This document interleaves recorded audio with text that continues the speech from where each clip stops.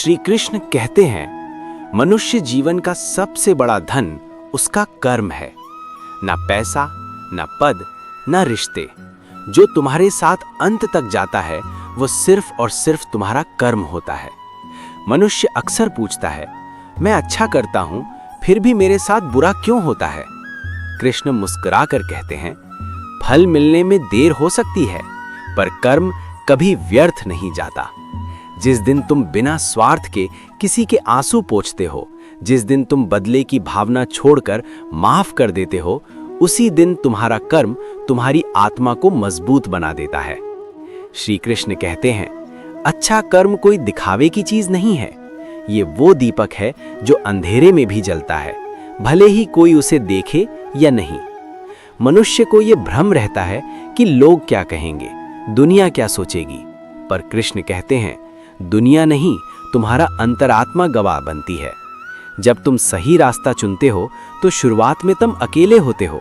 लोग हंसते हैं, लोग तुम्हें मूर्ख समझते हैं, लेकिन याद रखना, सही रास्ते पर चलने वाले अंत में इतिहास बनते हैं।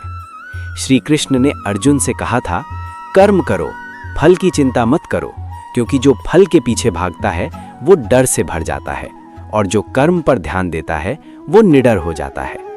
अच्छा कर्म करने वाला इंसान कभी खाली नहीं रहता। कभी उसे सम्मान मिलता है तो कभी अनुभव, और जब कुछ भी नहीं मिलता तो ईश्वर उसे शक्ति दे देता है। कृष्ण कहते हैं, अगर कोई तुम्हारे साथ बुरा करे तो तुम्हें भी बुरा बनने की जरूरत नहीं, क्योंकि कीचड़ में पत्थर मारने से कीचड़ कम नहीं होता, हाथ जरूर गंदा हो जाता है। इसलिए शांत रहो, संयम रखो और अपना कर्म सही रखो। अच्छा कर्म वो नहीं जो तालियां दिलाए, अच्छा कर्म वो है जो तुम्हें रात को चैन की नींद सुलाए।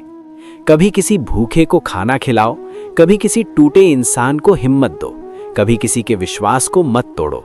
यही सच्चा धर्म है। श्री कृष्ण कहते हैं, जो इंसान आज तुम्हें धोखा दे रहा है वो अपना भविष्य खुद लिख रहा है, और जो तुम आज सही कर रहे हो वो तुम्हारा कल संवार रहा है।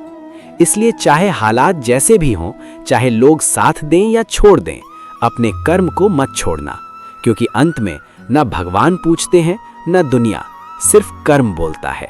और याद रखना, अच्छा कर्म कभी हारता नहीं, वो सिर्फ सही समय का इंतजार करता है।